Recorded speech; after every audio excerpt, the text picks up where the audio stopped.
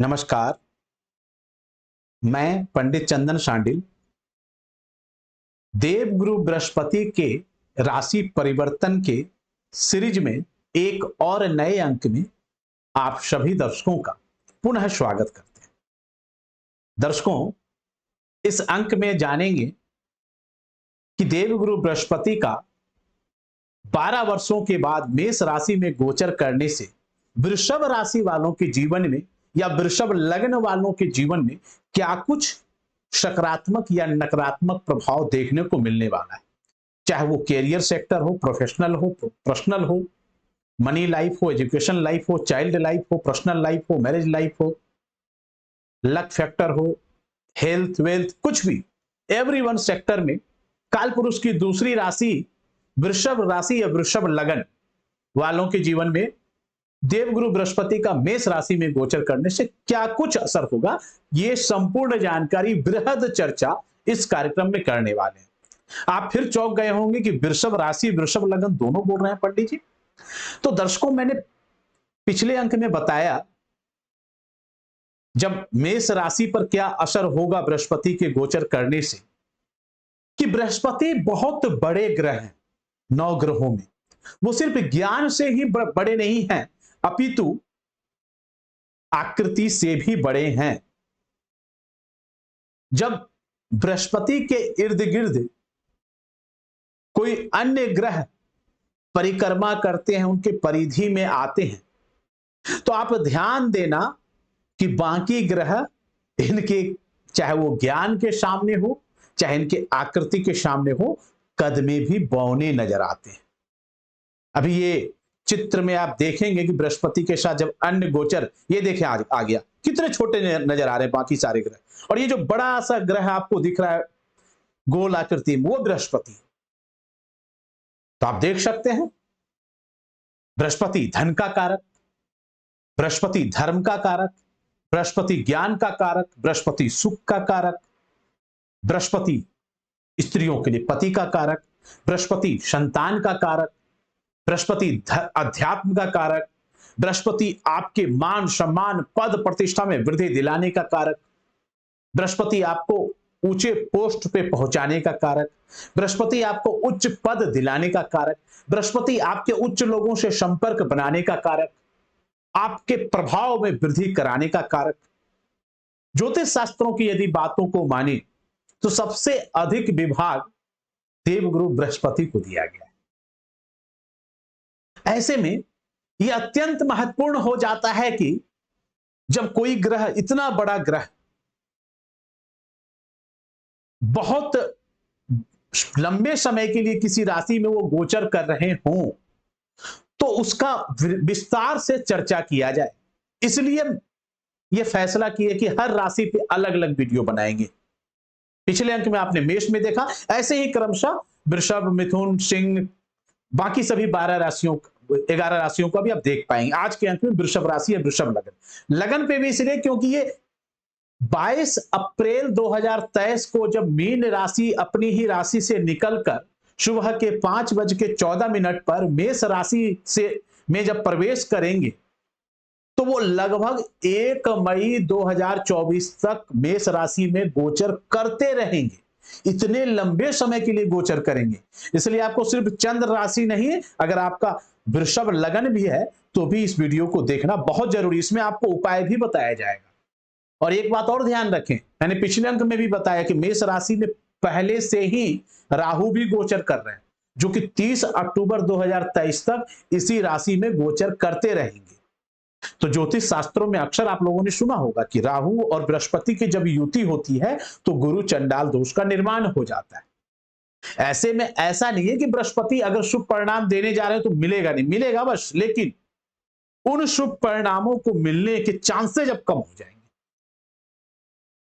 या फिर बाधा उत्पन्न करेगा, क्योंकि गुरु के शुभता में कमी तो ला रहा है बृहस्पति।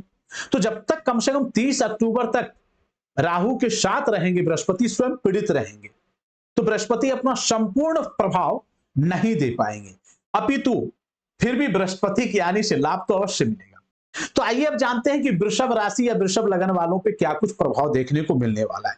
वृषभ राशि वाले, बृहस्पति आपके जन्म कुंडली में अष्टम भाव के स्वामी हैं और एकादश भाव लाभ भाव के स्वामी हैं। और अब चूंकि वो मेष राशि में गोचर कर रहे हैं, तो ऐसे में जाहिर सी बात है कि आपके जन्म कुंडली में वो आपके राशि से 12वें भाव में गोचर कर रहे हैं। किसी भी ग्रह का 12वां जाना बहुत ज्यादा शुभ नहीं माना गया है, ऐसा मैंने आपको अक्सर बताया। बृहस्पति के साथ भी ये कंडीशन है, बृहस्पति राहु के साथ युति भी करके बैठे हैं। ऊपर से एक बात याद रखें, अक्सर वैसे कुछ ज्योतिषकार आपको बताएंगे कि शनि की दृष्टि भी तीसरी जा रही है मेष राशि पर, क्योंकि कुंभ राशि में जब, जो कि कुंभ राशि आपके कर्म भाव का राशि है, आपके नवम और दशम दोनों ही भाव के स्वामी शनिदेव बनते हैं, वृषभ राशि या वृषभ लग्न की बात करें तो कई ज्योतिष या पंडित लोग आप लोगों को बता रहे होंगे कि शनि की दृष्टि जाने से बृहस्पति को नुकसान होगा। नहीं जी, ऐसा नहीं है। एक तो इस बात को मान लें कि वृषभ लग्न या वृषभ राशि वालों के लिए शनि ऐसे भी सबसे योग कारक ग्रह माने गए। शनि भाग्य भाव के स्वामी और शनि कर्म भाव के स्वामी, तो त्रिकोण और केंद्र का स्वामी आपके लिए अशुभ प्रभाव तो कभी नहीं देगा। ऊपर से कोई स्वयं कर्म भाव में गोचर कर रहे हैं, स्वराशि का गोचर कर रहे हैं। कुछ लोग बताएंगे बहुत सारी चीज, लेकिन मैं आपको दावे के साथ बोलता हूं कि शनि देव का वृषभ लगन वालों के लिए, वृषभ राशि वालों पर अच्छा ही असर हो रहा है। इतना ही नहीं, बृहस्पति को भी वो बल देंगे, नुकसान नहीं पहुंचाएंगे। एक बात और समझे, बृहस्पति पे शनि की दृष्टि जाती है तो ऐसे व्यक्ति धर्म अध्यात्म के प्रति भी रुझान बढ़ जाता है। ऐसे व्यक्ति में सिक्स सेंस की जागृति हो जाती है, कुछ पूर्वानुमान लगा लेते हैं, कुछ होने वाली घटनाओं का, अगर कोई अच्छा या बुरा घटना होने वाला होता है तो कई बार आभास पहले मिल जाता है। तो ये सब इस अवधि काल में आपको होगा। कुल मिला के कहने का तात्पर्य यह है कि शनि की दृष्टि से बृहस्पति को कोई बहुत ज्यादा नुकसान नहीं है, अपितु लाभ ही होगा। ये मेरा अपना आकलन नहीं है, ज्योतिष के सिद्धांतों के आधार पर बता रहे हैं। बाकी अब आइए बात करते हैं कि वृषभ राशि या वृषभ लगन पे कुल मिला के फल कैसा देगा। जैसा कि बताया कि 12वें भाव में गोचर कर रहे हैं देवगुरु बृहस्पति, राहु के साथ युति करके गुरु चंडाल दोष का निर्माण करते हुए 30 अक्टूबर 2023 तक गुरु चंडाल दोष तो रहेगा ही रहेगा, क्योंकि राहु भी मेष राशि में रहेंगे। अब बृहस्पति की दृष्टि कहां कहां जाएगी, तो अपनी पंचम दृष्टि से आपके राशि से वो चौथे भाव को देखेंगे, जहां से मकान का सुख हो, वाहन का सुख हो या फिर माता का सुख हो, इन सब सुख साधनों को देखते हैं। तो अब करेंगे क्या, एक एक भाव पे पहले क्लियर करते हैं। बृहस्पति की दृष्टि जाने से एक बात तो मान ली, चाहे मकान का सुख हो, वाहन का सुख हो, माता का सुख, इन सब चीजों में वृद्धि तो हो सकती है, लेकिन इन सब चीजों में धन का खर्च भी अब होगा। अकस्मात आपके धन के खर्च बढ़ जाएंगे, या आप बोल सकते हैं कि चाहे कुछ सही कार्यों में ही धन के खर्च होंगे, लेकिन बढ़ेंगे जरूर। हालांकि कुछ अतिरिक्त, कुछ फिजूल के कार्यों में भी धन का खर्च अवश्य होगा, क्योंकि 12वें भाव में बृहस्पति गोचर कर रहा है। एक बात यहां और बताना जरूरी है कि अष्टम भाव में के स्वामी का 12वें भाव में जाना विपरीत राजयोग भी बना रहा है। हालांकि लाभ स्थान के स्वामी का 12वां जाना बहुत उपयुक्त नहीं माना गया है। अब अच्छा, इस राशि के जो लोग विदेश में रहते हैं या विदेश जाना चाहते हैं या विदेश में कार्यरत है या विदेशी कंपनी में काम कर रहे हैं, इंपोर्ट एक्सपोर्ट का काम कर रहे हो, या किसी मल्टीनेशनल मीडिया कंपनी में काम कर रहे हो, या किसी भी कंपनी में जो विदेश से संबंधित रखता है, तो उन सब क्षेत्रों में रहने वाले लोगों को तो 100% लाभ देगा, उनके मान सम्मान पद प्रतिष्ठा में लाभ पहुंचाएगा।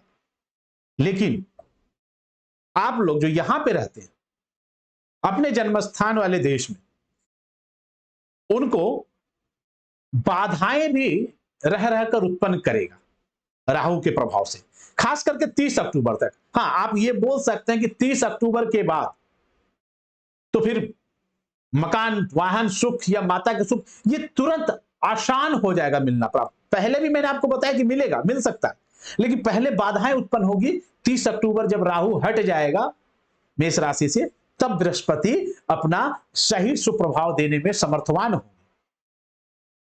हालांकि फिर भी ओवरऑल आप बोल सकते हैं कि माता के साथ चाहे आपके संबंध खराब हुए हों, चाहे घर परिवार के सदस्यों के साथ समय नहीं बिता पा रहे, उनके बीच टकराव हुआ हो, या फिर मकान वाहन इन सब का सुख, जमीन जायदाद का कोई विवाद चल रहा हो, इन सब चीजों में निपटारा करने में बृहस्पति कुछ हद तक लाभ तो पहुंचाएगा। हाँ, अब ये देखना है कि राहु आपके कुंडली में और कितना अशुभ प्रभाव डाल रहा है। अगर आपकी कुंडली में अधिक अशुभ प्रभाव दे रहा है तो यहां पर भी अधिक शुभ प्रभाव राहु लेने नहीं देगा। अब आते हैं इनके सप्तम दृष्टि पे। सप्तम दृष्टि जा रहा है छठे भाव पे। तो छठा भाव क्या है? संघर्ष का भाव है, रोग ऋण शत्रु का भाव है, कर्जे का भी भाव है। अगर राहु बहुत ज्यादा अशुभ होगा तो आप समझ सकते हैं कि आपको शायद कर्जा लेने पे मजबूर भी कर दे, लेकिन और बृहस्पति अगर आपके कुंडली में बहुत ज्यादा अशुभ ना हो तो। लेकिन ज्यादातर लोगों को कुछ पुराने कर्ज वगैरह से राहत मिल सकता है। संघर्षों में अब कुछ संघर्ष हो सकता है होगा, लेकिन संघर्षों में अब आप निखर कर सामने आएंगे, आपकी प्रतिभा खिल जाएगी, लोग आपके प्रतिभा के कायल होंगे। विरोधी भी अपने जो साजिश करेंगे आपके खिलाफ, जो षड्यंत्र करेंगे, उस षड्यंत्र में अब सफल नहीं हो पाएंगे। कोई पुरानी बीमारी है, उन सब बीमारी से आपको राहत मिल सकती है। हालांकि पेट से संबंधित किसी को समस्या है, लीवर से संबंधित किसी को समस्या है, किडनी से संबंधित किसी को समस्या है, आंख से संबंधित किसी को समस्या है, तो वो थोड़ा सा अलर्ट रहें, क्योंकि उस जगह अगर थोड़ा सा बृहस्पति राहु का कंडीशन आपके कुंडली में और खराब हो नहीं भी हो तो समझ लो कि इस जगह आपको अलर्ट मूड में रहना है। कहीं थोड़ी बहुत समस्या होने पे डॉक्टर से सलाह अवश्य लें। लेकिन हाँ, पुराने रोगों से वैसे या छोटी मोटी बीमारी से भी राहत तो देगा। कुछ लोगों को जो मैंने बताया उन लोगों को ध्यान रखना है, खास करके 30 अक्टूबर तक तो विशेष ध्यान रखना है। अब आते हैं अष्टम भाव पे बृहस्पति का दृष्टि जा रहा है। इन्हीं भावों पे राहु की भी दृष्टि जा रही है। बृहस्पति को भी 7, 5, 9 दृष्टि प्राप्त है, राहु को भी 7, 5, 9 दृष्टि प्राप्त है, याद रखें। तो बृहस्पति की 9वीं दृष्टि कहां जा रही है? अष्टम भाव पे, जो कि उनकी खुद की राशि। तो जाहिर सी बात है, खुद की राशि पे जा रही है तो आपके आयु में वृद्धि ही करेगा, कोई नुकसान तो देगा नहीं। अचानक अब आपको, खास करके जो लोग शेयर स्टॉक के सेक्टर में कार्य करते हैं, इंश्योरेंस, बीमा, कोई ब्याज, कोई फाइनेंस सेक्टर में कोई काम करते हैं, फाइनेंशियल कंपनी से जुड़े हुए कोई व्यक्ति कार्यरत हैं, ऐसे लोगों को, या धर्म कर्म से संबंधित कोई कार्य करते हैं, ज्योतिष, पूजा पाठ, कथा वाचक या धार्मिक पुस्तक या धार्मिक कोई कार्य आयोजन करते हैं, इन सब लोगों को विशेष लाभ मिलने वाला है। नॉर्मली लोगों को भी अचानक से कोई सुख प्राप्त करवा सकता है, अचानक कोई लाभ दिलवा सकता है। वृषभ राशि या वृषभ लगन वाले जातकों के लिए बोल रहे हैं, ध्यान रहे। इसके अलावा एक कुछ बातों पे और ध्यान दें। बृहस्पति कारक किन किन भावों की, इस बात को भी समझना होगा। अच्छा, एक बात समझिए, अभी जो आपके बगल में एक कुंडली दिखाई दे रही है, आप देखें कि एकादश भाव जो कि हमारा इनकम का भाव है, बृहस्पति कहां के स्वामी मैंने बताया? अष्टम और एकादश के। अब एकादश भाव से एक घर पहले कौन बैठा है? शनि। समझना, शनि शुभ है जरूर, लेकिन वो क्रूर ग्रह है। और द्वादश भाव में कौन है? राहु बैठा है। ठीक है, बृहस्पति भी है, तो एकादश भाव फिर भी पाप कर्तरी में फंस रहा है। अर्थात कि जब तक राहु कम से कम रहेगा द्वादश में, राहु जब तक निकलेगा नहीं द्वादश भाव से, यानी मेष राशि से, तब तक एक बात और समझे वृषभ राशि या वृषभ लगन वाले जातक या जातिका, कि आपके इनकम प्राप्ति करने में, आय में बाधाएं तो उत्पन्न होगी, इस चीज को इनकार नहीं किया जा सकता। कमाने में समझ लो कि एड़ी चोटी का जोड़ लगाना पड़ेगा। आप जिस प्रकार से मेहनत करेंगे उसमें उस अनुपात में आपको लाभ नहीं मिल पाएगा, या अधिक मेहनत करने की जरूरत पड़ेगी। इस बात को तो स्पष्ट मान लें आप, क्योंकि पाप कर्तरी योग में आपका एकादश भाव फंस रहा है, चाहे बेशक 12वें भाव में स्वामी चले गए। दूसरी बात, बृहस्पति किन किन चीजों के विशेषता कारक माने गए हैं? पुत्र के, संतान प्राप्ति के। अब संतान प्राप्ति के लिए अगर इधर वृषभ लगन या वृषभ राशि वाले, अगर आपके जन्म कुंडली में बृहस्पति बहुत शुभ हो और बृहस्पति की दशा प्राप्त हो तो अलग बात है, तब तो वैसे भी शुभ परिणाम मिलेगा, जन्म कुंडली के में अगर विशेष ही शुभ प्रभाव दे रहा हो तो। लेकिन अगर जन्म कुंडली में बहुत शुभ प्रभाव नहीं दे रहा हो तो इस अवधि काल में आप समझ लो कम से कम 1 साल, नहीं भी कुछ तो 30 अक्टूबर तक तो कम से कम पक्का ही, जब तक विशेषकर राहु है, तब तक तो संतान प्राप्ति के प्रयासों में बहुत ज्यादा सफलता नहीं मिलने वाला है। तब तक हो सकता है प्रेम प्रसंग में भी समस्याएं उत्पन्न हो, तब तक हो सकता है शिक्षा के भी कारक बृहस्पति माने जाते हैं, शिक्षा में भी कहीं ना कहीं रुकावट उत्पन्न हो सकती है थोड़ी बहुत। हालांकि जो विदेश जाना चाहते हैं शिक्षा के लिए या अपने जन्म स्थान से दूर जाना चाहते हैं, उन्हें कामयाबी मिलेगा। जो जातक कोई कंपटीशन आदि की तैयारी कर रहे हैं, उनको सफलता मिल सकता है, संघर्ष में सफलता मिल सकता है, क्योंकि वहां उस भाव पे बृहस्पति की दृष्टि जा रही है, परंतु पंचम भाव पे बृहस्पति की दृष्टि नहीं जा रही है। तो नॉर्मली पढ़ाई में आपको बहुत ज्यादा सफलता अभी नहीं मिलेगा, इसलिए अधिक संघर्ष करने की जरूरत है। अगर अच्छे परिणाम लाने हैं, विद्यार्थी वर्ग ध्यान से सुने, तो अच्छे मेहनत करने होंगे। लव लाइफ से जुड़े हुए लोग भी सुन लें, अभी इस काल में जरा सा भी रिस्क ना लें। घर परिवार को अगर आप चाहते हैं कि लव मैरिज करना है तो फिलहाल कम से कम 30 अक्टूबर तक तो ना बोले, और कोशिश करें 1 मई 2024 तक नहीं बोलते तो ज्यादा अच्छा है। नहीं तो 30 अक्टूबर जब तक राहु कम से कम बृहस्पति के साथ है तब तक तो लव मैरिज के लिए अभी फिलहाल, अगर आपके कुंडली में बृहस्पति की दशा बहुत अच्छी है तब तो अलग बात है, नहीं तो कम से कम अभी ना बोले। हो सकता है बृहस्पति राहु का जो प्रभाव है उसकी वजह से आपका लव मैरिज वगैरह का चांसेस कम बने। संतान प्राप्ति वाले भी बाद में प्रयास करें। इस राशि के जातकों का विवाह वगैरह हो, जो अविवाहित जातक है उनको भी अगर बृहस्पति की दशा शुभ नहीं है, जन्म कुंडली की महादशा, अंतरदशा, प्रत्यंतर दशा में, तो उनको भी अभी विवाह वगैरह में भी विलंब करवा सकता है बृहस्पति राहु का चंडाल दोष। इन सब चीजों में खर्चे में वृद्धि से लेकर इन सब चीजों में लाभ तो हो सकता है। देखो, मान सम्मान पद प्रतिष्ठा में लाभ होगा, लेकिन राहु की जो समस्या मैंने बताया वो दिक्कत दे सकता है, और जिन जिन चीजों में रुकावट बोले उन सब चीजों में रुकावट हो सकता है। अब सवाल होता है कि उपाय क्या करें। तो उपाय देखो, सबके लिए लगभग सेम उपाय जो मैंने पिछले वीडियो में भी बताया। बृहस्पति से संबंधित दान करें, केले के पौधे में जल डालें, बृहस्पतिवार के दिन हल्दी मिला के जल डाल सकते हैं। चने की दाल बुधवार की रात में भिगो दें, सुबह गुड़ और चना का भोग लगाएं भगवान विष्णु को, या केले के पौधे में, या किसी मंदिर में, लक्ष्मी नारायण का मंदिर हो तो और अच्छा है, नहीं तो अपने घर के मंदिर में चढ़ा दें प्रसाद।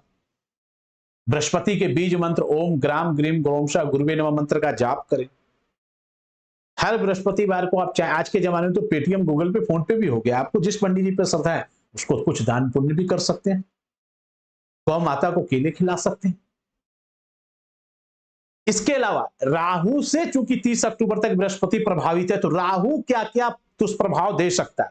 यदि आप YouTube पे देख रहे हैं हमारे चैनल को, तो YouTube पर हमारे प्ले लिस्ट में आप देखना, राहु का पूरा प्ले लिस्ट बना रखे हैं। उसमें राहु को पर अशुभ प्रभावों को कम करने के लिए, राहु को खुश करने के लिए 15 चमत्कारिक उपाय का एक लिंक मिल जाएगा आपको, तो उस वीडियो को भी अवश्य देखें। कोशिश करेंगे कि अगर YouTube में आप देख रहे हैं तो डिस्क्रिप्शन बटन में या फिर नीचे आई बटन में या नीचे डिस्क्रिप्शन में आपको लगा दें।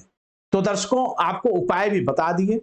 अगले अंक में बात करेंगे कि मिथुन राशि वालों पर देवगुरु बृहस्पति की इस राशि परिवर्तन का क्या कुछ प्रभाव होगा।